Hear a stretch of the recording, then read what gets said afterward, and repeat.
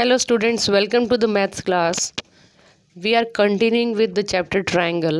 तो हमने एक पहली प्रॉपर्टी पढ़ी थी जिसमें हमने ये पढ़ा था कि जो ट्रायंगल है उसके तीनों साइड्स का जो सम होता है, एंगल का जो सम होता है, दैट इज़ इक्वल टू 180 डिग्री। पढ़ा था ना हमने कि angle sum property of triangle भी कहते हैं इसको, कि एंगल 1, एंगल 2 और एंगल 3, 1, 2 और 3।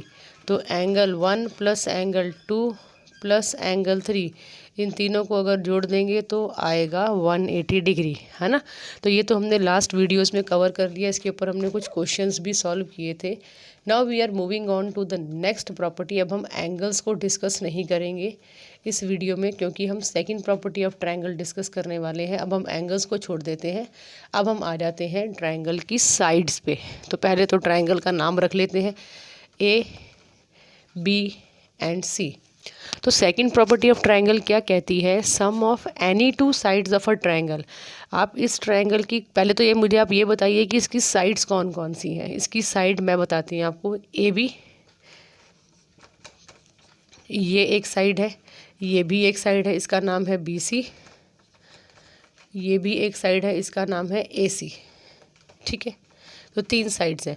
तो sum of any two sides of a triangle is always greater than the third side. यानी कि अगर आप इसको और इसकी जो मेज़रमेंट है, ठीक है, ये प्लस ये कर लो, इन दोनों को प्लस करोगे तो जो आंसर आएगा वो हमेशा इस साइड की मेज़रमेंट से बड़ा ही आएगा। ठीक है, किसी भी दो साइड्स को आप ले लो, चाहे आप इन दोनों को ले लो, चाहे आप इन दोनों को ले लो, चाहे आप इन दोनों को ले लो। तो आप कोई भी दो साइड ले लो, उन दोनों को प्लस कर लो, तो जो आपका आंसर आएगा वो हमेशा थर्ड साइड से बड़ा ही आएगा। ये है हमारी second property of a triangle. इसका एग्जांपल लेके चलते हैं। जैसे ये है 3, ये है 5 और ये है 6। ठीक है, तो अब एक काम करते हैं, तो प्रॉपर्टी के अकॉर्डिंग ही हम सॉल्व करते हैं। मैं पहले इन दोनों साइड्स को ले लेती हूँ। ठीक है, प्रॉपर्टी क्या कह रही है कि अगर ए बी में मैं बी सी को प्लस कर दूँ, दिस प्लस दिस कर दूँ, ठीक है, तो वो हमेशा बड़ा होगा ए सी से। यानी कि ये साइड और ये साइड अगर आप प्लस कर दोगे तो वो हमेशा जो आंसर आएगा वो बड़ा आएगा इस साइड से। ठीक है, तो A B plus B C is greater than A C. देखते हैं ए बी कितना है 3, तो मैं ए बी की जगह पे यहाँ पे 3 लिख देती हूँ। बी सी कितना है 5, तो प्लस 5, और ए सी कितना है 6।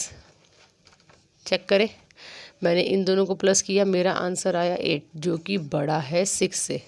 यस, प्रॉपर्टी सही थी इसका मतलब। तो मैंने अभी ली थी ये और ये साइड, अब मैं ये दोनों लेके भी चेक कर लेती हूँ।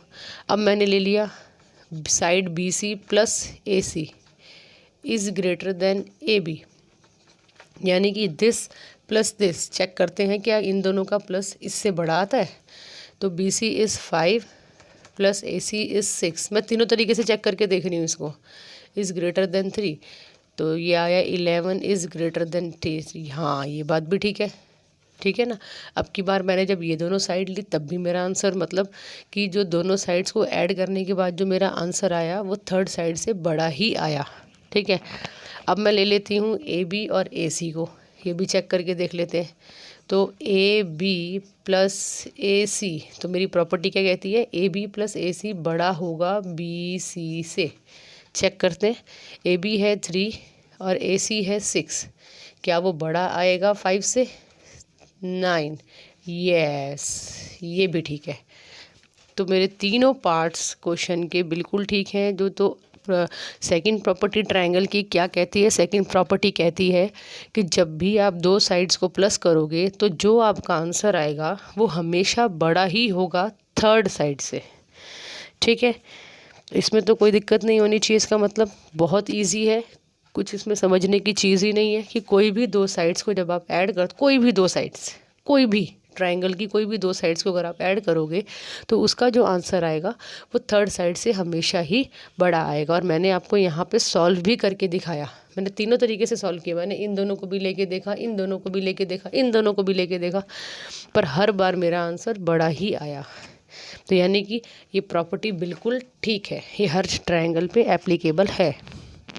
फाइन, चलिए एक आधा क्वेश्चन कर लेते हैं इसके ऊपर, तो आपको ये कॉन्सेप्ट, ये प्रॉपर्टी और भी ज़्यादा अच्छे से क्लियर हो जाएगी। अब मेरे पास एक क्वेश्चन है कि मुझे 3 साइड्स दी हुई हैं ट्राइंगल की। तो क्वेश्चन कहता है find whether it is possible to draw a triangle with the line segment of length given below. क्या पॉसिबल है कि मैं इतनी मेज़रमेंट की 3 लाइन ड्रॉ करूं और मेरा ट्राइंगल बन जाए? क्या ये पॉसिबल है कि इन तीनों साइड से मैं एक ट्राइंगल बना सकती हूँ? तो मुझे क्या करना पड़ेगा, मुझे किन्हीं भी 2 साइड्स को प्लस करना होगा, ठीक है, और देखना होगा कि क्या उसका मेज़रमेंट थर्ड साइड से बड़ा है। देखो मैंने जैसे प्लस किया 5 + 4, इन दोनों को प्लस करके चेक करते हैं क्या वो 7 से छोटा है, बड़ा है या इक्वल है, ठीक है। और होना क्या चाहिए, हमेशा बड़ा ही होना चाहिए, बड़ा होगा तो ही ट्रायंगल बन पाएगा, नहीं तो नहीं बन पाएगा, ठीक है। तो मैंने इसको प्लस किया, इट्स 9, 5 और 4 दैट इज़ 9। मैंने इन दोनों को प्लस किया, आंसर आया 9, जो कि बड़ा है 7 से। तो हाँ, इसका ट्रायंगल बन पाएगा। देन एक और क्वेश्चन देती हूँ मैं आपको, 4 centimetre, then 4 centimetre, then 9 centimetre. मुझे 3 साइड्स दी हुई हैं, क्या इसका ट्रायंगल बन पाएगा?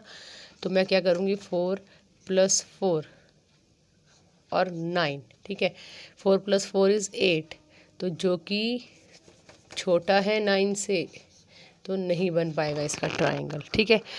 तो इस तरीके से अब अगर आपको 3 साइड्स दी होंगी तो आप कोई भी 2 साइड्स को प्लस करके थर्ड साइड्स के साथ उसको रिलेट करके देख लोगे। अगर दोनों साइड्स को प्लस करके आंसर आपका छोटा आता है थर्ड साइड से, तो यानी कि उसका ट्रायंगल बनना पॉसिबल नहीं है। लेकिन अगर उन दोनों साइड्स को प्लस करके आपका जो आंसर आता है वो बड़ा है थर्ड साइड से, तो इसका मतलब कि इस क्वेश्चन का ट्रायंगल बनना पॉसिबल है, ठीक है। तो पहली प्रॉपर्टी क्या थी कि किसी भी ट्रायंगल के जो तीनों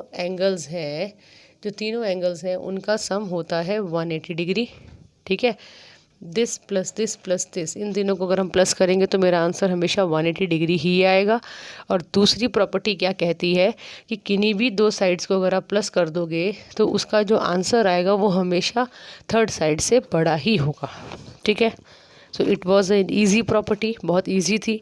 अब इसके बाद नेक्स्ट वीडियो में हम बहुत इंपॉर्टेंट टॉपिक कवर करेंगे, that is the classification of triangles. एक ट्रायंगल्स कितने टाइप्स के होते हैं, उनको कैसे क्लासीफाई किया जाता है।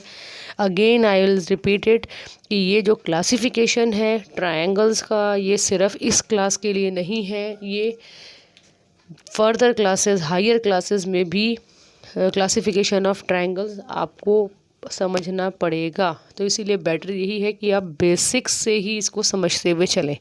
तो नेक्स्ट क्लास में हम लोग क्लासिफिकेशन ऑफ ट्रायंगल्स करेंगे। So do not miss that video, क्योंकि उसमें आपको अच्छे से पता लगेगा कि क्या है आइसोसेलेस ट्रायंगल, क्या है राइट ट्रायंगल, क्या है ऑब्ट्यूज ट्रायंगल। अब ऑब्ट्यूज एंगल में एंगल्स भी डिस्कस कर दूंगी नेक्स्ट वीडियो में, ठीक है। तो don't miss that video. Bye.